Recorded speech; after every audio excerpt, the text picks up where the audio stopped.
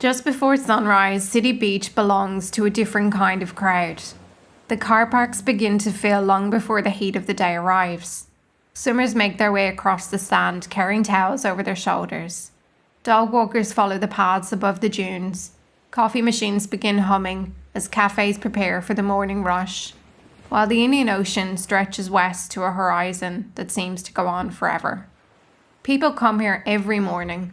Some swim, some walk. Others simply sit and watch the ocean. Joseph de Silva was one of them. It was a place he visited often. Then one autumn weekend in 2017, he disappeared. This is Vanished West, a podcast exploring the stories of people who disappeared across Western Australia. Each episode examines the lives they left behind, the investigations that followed, and the questions that remain unanswered. Vanished West is independently researched and produced by me. If you'd like to help keep the podcast going, you can support the show through Buy Me a Coffee. The link is in the episode description. If you're enjoying the podcast, I'd love if you'd give us a follow wherever you're listening and on social media. It really does help others discover these stories and keep the missing in our hearts. For much of the 2000s, Western Australia experienced one of the largest mining booms in its history. Iron ore, gas and resource projects transformed the state. Jobs were plentiful, wages were high, and thousands of people built careers in an industry that seemed to have no end. Joseph de Silva built his life during that time. He was born on the 16th of July 1982 to Angela and Manuel de Silva. The youngest of their two children, his sister Elizabeth was 4 years older, and together they grew up in Perth. Although official records refer to him as Jose, his family knew him simply as Joseph. Years later, when Angela spoke publicly about her son, she didn't begin by talking about the day he disappeared. She spoke about the person she had raised.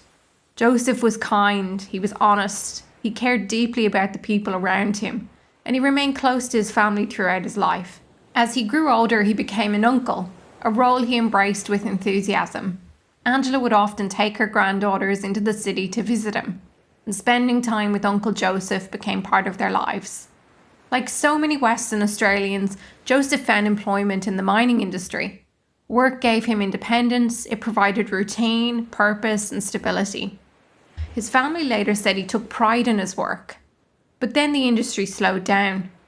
Between 2012 and 2015, Western Australia's mining sector slowed down significantly as major construction projects ended and commodity prices declined.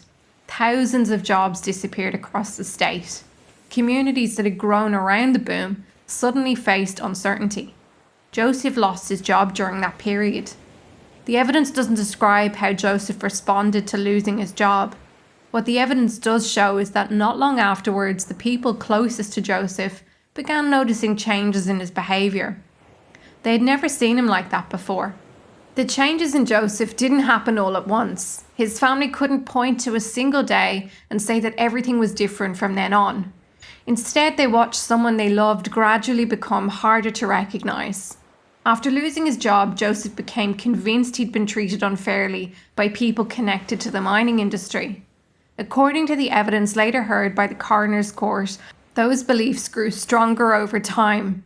He began writing to politicians, government departments, and senior figures within the resources sector, believing they could help expose what he thought had happened. Joseph believed what he was writing. For the people around him, they were a sign he was becoming seriously unwell. In July 2013, Joseph was admitted to Greylands Hospital under the Mental Health Act. For generations, Greylands was Western Australia's principal public psychiatric hospital. Admission under the Act isn't based on someone behaving strangely or holding unusual opinions. It requires doctors to believe a person is experiencing a mental illness, needs treatment, and meets the legal criteria for compulsory care. It's one of the most significant decisions the law allows because for a time, it removes a person's ability to refuse treatment. During his admission, Joseph was diagnosed with schizophrenia. His treating team also considered delusional disorder. Schizophrenia remains one of Australia's most misunderstood mental illnesses. Schizophrenia affects around 1 in every 100 people over their lifetime.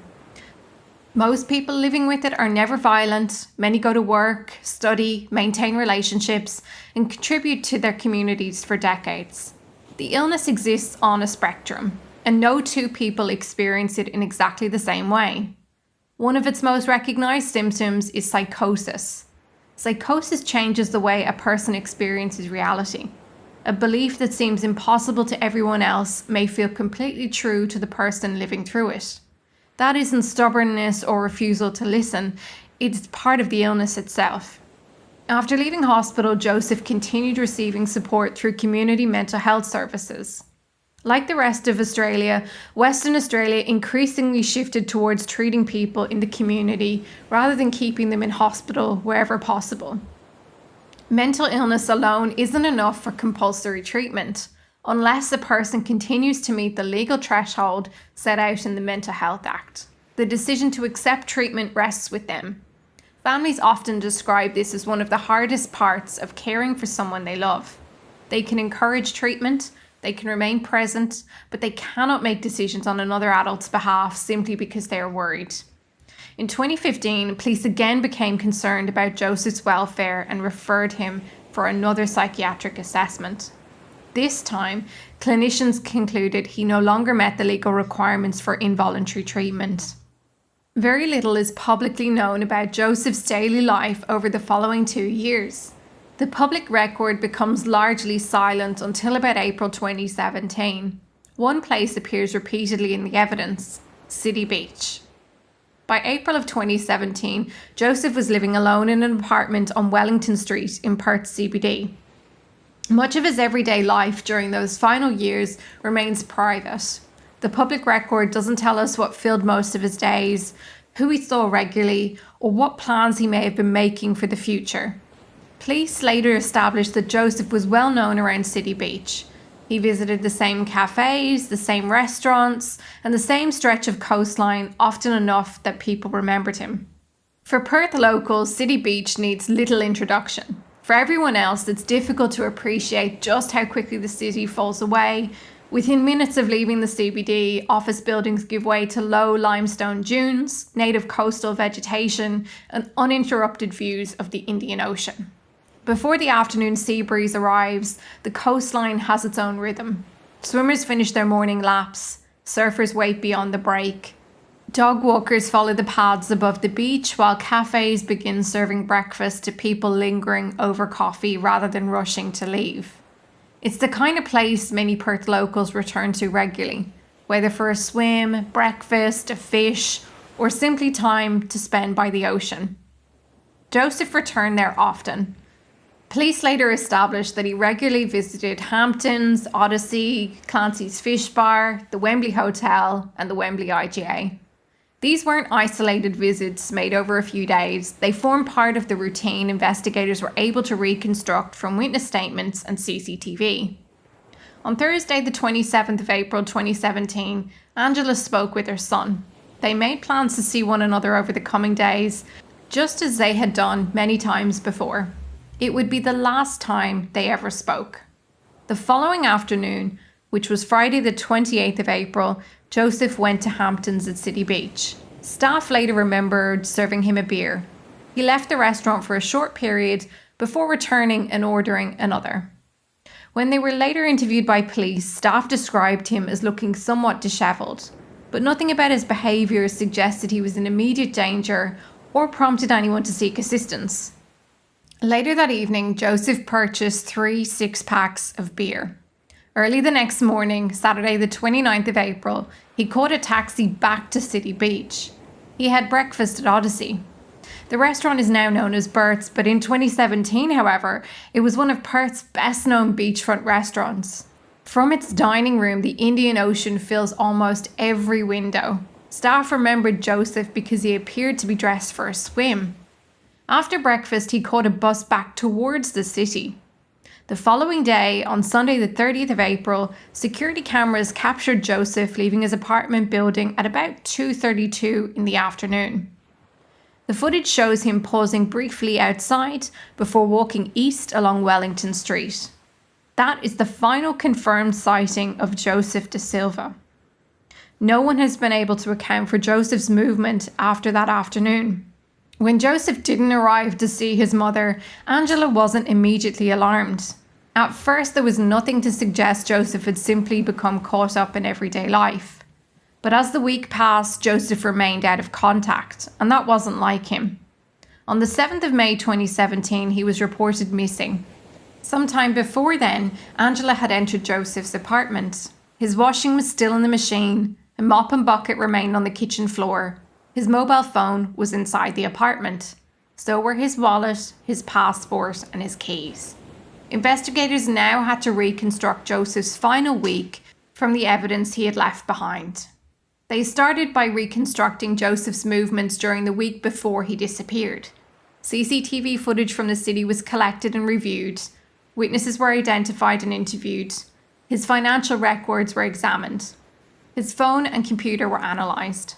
Gradually, Joseph's movements during the previous few days became clearer. Everything after Sunday afternoon remained unknown. About 2 weeks after Joseph disappeared, investigators located his white 2008 Holden Commodore. It had been parked in Delhi Street, West Perth, near Harold Boas Gardens. It contained nothing that explained where Joseph had gone after leaving it.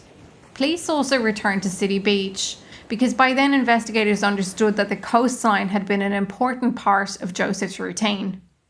He had been there several times during the days before he disappeared. He was known to enjoy swimming.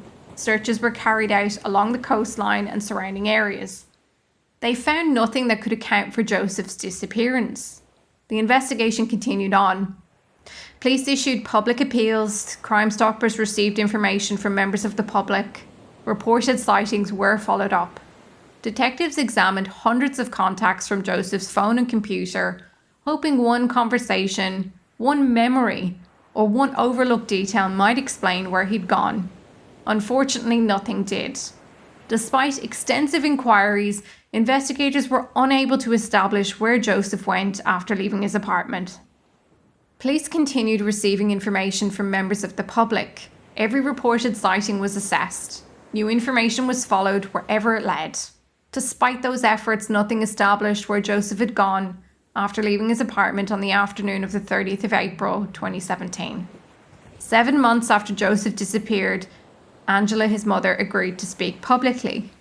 She wasn't asking people to blame anyone. She wasn't criticising the investigation. In fact, she said police had explored every avenue they could think of. But she described living in a kind of limbo. At first, she couldn't eat without wondering whether Joseph had eaten. At night, she lay awake thinking about where he might be sleeping. Joseph's disappearance also left questions his young nieces couldn't understand. Angela had often taken them into the city to visit their uncle. Now they asked when Uncle Joseph was coming home. She couldn't answer them. By October 2020, more than 3 years had passed when Joseph's disappearance came before coroner Sarah Linton. After discovering all of the available evidence, the coroner found, beyond reasonable doubt, that Joseph had died. The finding reflected the complete absence of any evidence that Joseph was still alive. There had been no confirmed sightings, no contact with family or friends, no indication that he'd gone overseas, no evidence that he'd established a new life elsewhere. And of course, his passport had remained at home. His financial affairs showed no meaningful activity after he disappeared either. The coroner also considered Joseph's repeated visits to City Beach during the days before he disappeared, before concluding that the most likely explanation was that he'd entered the water and drowned. The Indian Ocean can make search operations extraordinarily difficult. Along Western Australia's coastline, tides, currents, swell, and changing weather conditions can all influence where search crews look and what they're able to recover. Even extensive searches do not always result in a person being found. But most likely isn't the legal standard required to determine how someone died. Because Joseph was never found, and because there was insufficient evidence to establish exactly what happened after he left his apartment, the coroner returned an open finding. The inquest answered only one question. It couldn't answer the one Joseph's family had lived with since April of 2017. What happened after Sunday afternoon remains unknown. Joseph De Silva was remembered by the people who loved him as kind, honest, and devoted to his family. Although the coroner concluded that Joseph had most likely drowned, the circumstances of his death could not be established with certainty. His story also reminds us that serious mental illness deserves compassion, understanding, and access to care, not stigma. Joseph's diagnosis formed only one part of his life. It never defined the man his family knew. If you have any information about his disappearance, you can contact Crime Stoppers anonymously. Thank you for listening, and until next time, stay kind, stay curious, and never forget those who vanished from the West.